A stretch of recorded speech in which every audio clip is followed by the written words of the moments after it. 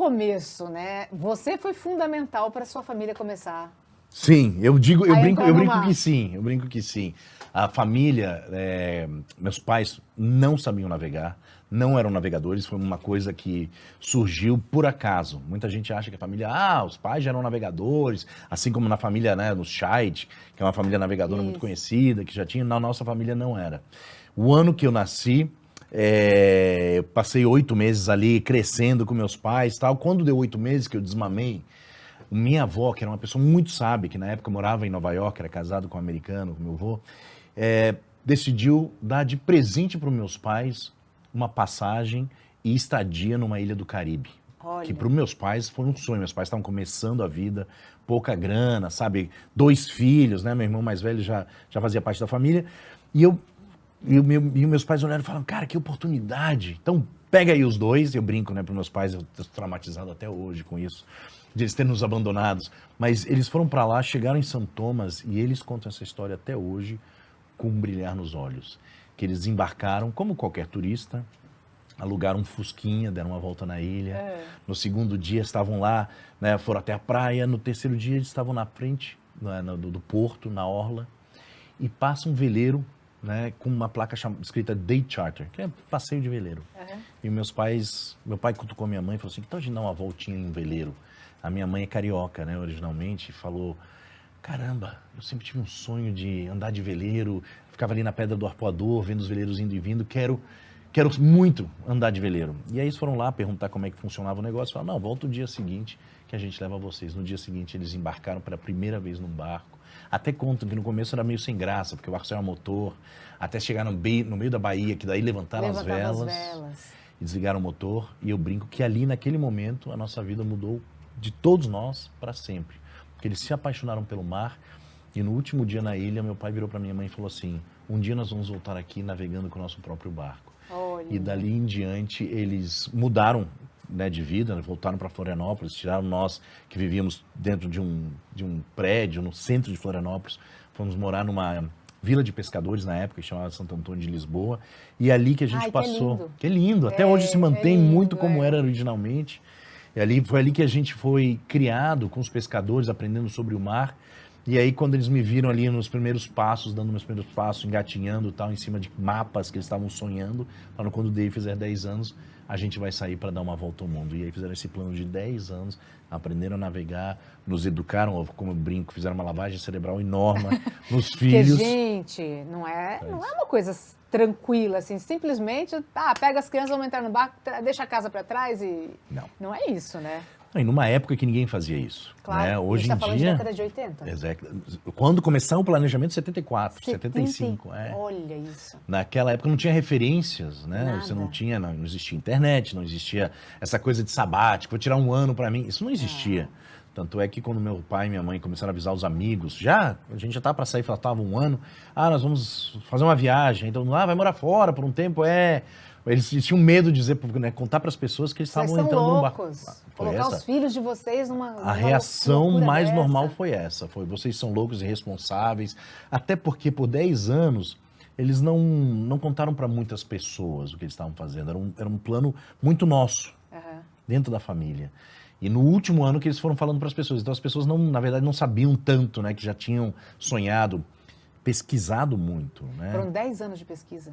10 anos de pesquisa e aprendizado para levar a família, é uma responsabilidade muito grande, levar a família, 3 filhos, né, pequenos, 10, 15 e 7 anos, para dentro de um veleiro, naquela época sem GPS, sem telefone via satélite, sem nada, né? Então eles tinham que aprender a serem bons navegadores e nós, como filhos, eu nunca me senti que eu era arrastado para ir, porque eles sempre envolveram a família e nós todos filhos no planejamento, como que a gente vai fazer. Isso eu ia perguntar para você.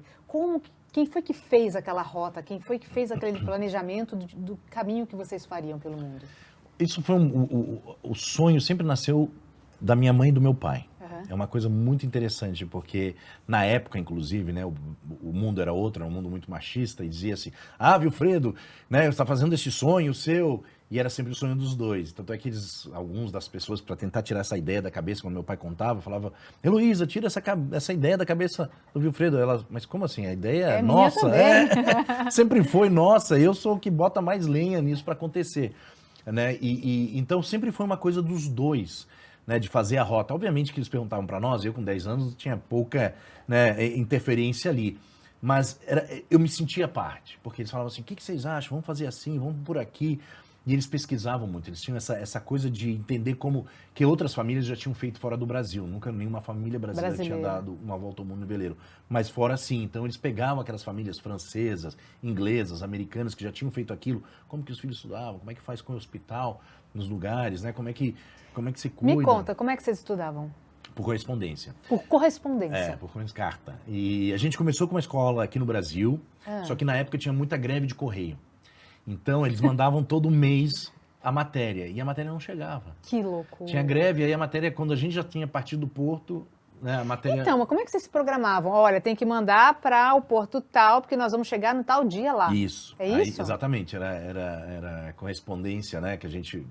correspondência estrangeira, eles guardam no correio, só que não chegava. Então, nós sempre fomos bilíngues. Mas como que era o endereço? Tinha uma caixa postal? O que era? Não, os Correios tinham um serviço para viajantes, para pessoas que eram como nós. Nômades. E eles guardavam. Hoje tem nome, hoje é nômades. Antes mas eram os malucos, os viajantes. Dois que se jogavam pelo mundo. Chegavam.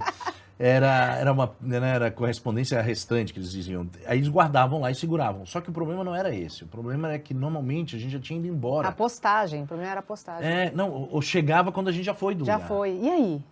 E aí foi quando a minha mãe fez uma decisão, que eu acho que foi muito sábia, que ela falou assim, a gente sempre foi bilíngue, a gente aprendeu português e inglês. Ela falava assim, vou procurar a melhor escola que funciona hoje de correspondência.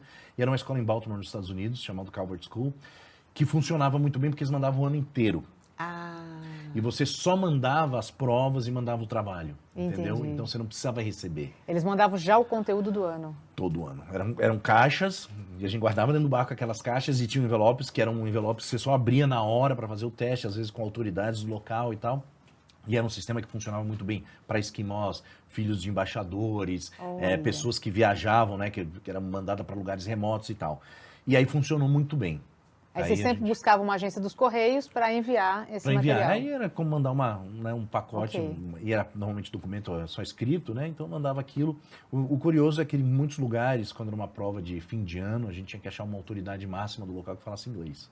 Então era ou um policial, ou alguém, se existia uma embaixada, ou era um padre, né, um missionário. E aí, era para fazer assim, o quê? Porque eles abriam a prova e eles liam, né, quais eram as instruções, e aí eles falavam, ok, tem que fazer isso aqui, tem uma caneta aqui, tem uma hora para cumprir. Aí eles nos sentavam e aí davam a prova pra gente, a gente fazia. E eles assinavam? Eles assinavam e botavam no envelope selado já, entendeu? Para não ter nenhum tipo de, né, de fraude ou burlar e tal. Era muito legal, que muito maravilha. Bacana. Isso que era muito diferente, né? O mundo, a gente aprendia muito mais com o que a gente estava vivendo do que academicamente. Academicamente era preencher. Sem dúvida. Era preencher, né, perguntas e respostas. Eu nunca me esqueço da aula de geologia que eu tive em cima do vulcão. Né? Estava na Martinica, no Soufrière, sentado em cima de um vulcão e a minha mãe explicando as placas tectônicas, como é que funciona o vulcão, como é que isso. Assim, caramba, é coisa que você não esquece, né? Incrível. A matemática a gente usava tanto na diferença de moedas dos países como na navegação. Então, era um aprendizado que você aplicava, que você entendia o porquê você está aprendendo. Eu só fui entender um pouco mais sobre que as pessoas não gostam de escola, porque que é chato, no meu último ano de high school que eu fiz na Nova Zelândia. Que foi para uma escola normal. Que para mim foi super divertido, porque era um convívio social que eu nunca tive. Mas eu tive alguns poucos momentos em alguns lugares. Mas era incrível, né? De você estar ali naquele convívio e as pessoas, putz, é um saco. E aí eu via que tinha uma rotina, tinha uma coisa de repetição, de decorar mais do que aprender. E aquilo ali, eu falei, caraca, as pessoas vivem só decorando em vez de realmente aprender, ter vontade de aprender. Assim, que vida é essa desse povo, né, gente? Total. Meu filho hoje fala pra mim, ele fala assim, ó, você não pode comparar seu aprendizado com o meu, porque foi completamente diferente. Um dia ele me cobrou, ele falou assim, quando é que a gente vai dar a nossa volta ao mundo? Olha, assim, que sensacional. Cada história é uma, filho, calma. Você tem agora a família que dá voltas ao mundo, você pode ir junto. Que incrível. Quer dizer, realmente foi um aprendizado na prática que você teve ali. Total. O seu aprendizado de escola foi todo na prática. Foi na prática e profundo, né? Porque você tem curiosidade. Quando não é uma coisa que você tem que decorar, você tem curiosidade para aprender. Sim, lógico. Então, a minha mãe, inclusive, fez um TED um tempo atrás, sobre TED Educação, e ela fala sobre a fome de aprender, que ela nos instaurou com este negócio de, putz, eu não conheço, mas eu quero entender como é que funciona, eu quero aprender. Então, ir atrás. E hoje tem ferramentas incríveis, né? Em 2 segundos você sabe, ou pelo menos você entende como as coisas funcionam. Naquela época a gente tinha que ir lá em livros, e enciclopédia. Mas tinha enciclopédia? Enciclopédia, a Barça, o Conhecer, era isso que a gente tinha de ferramenta.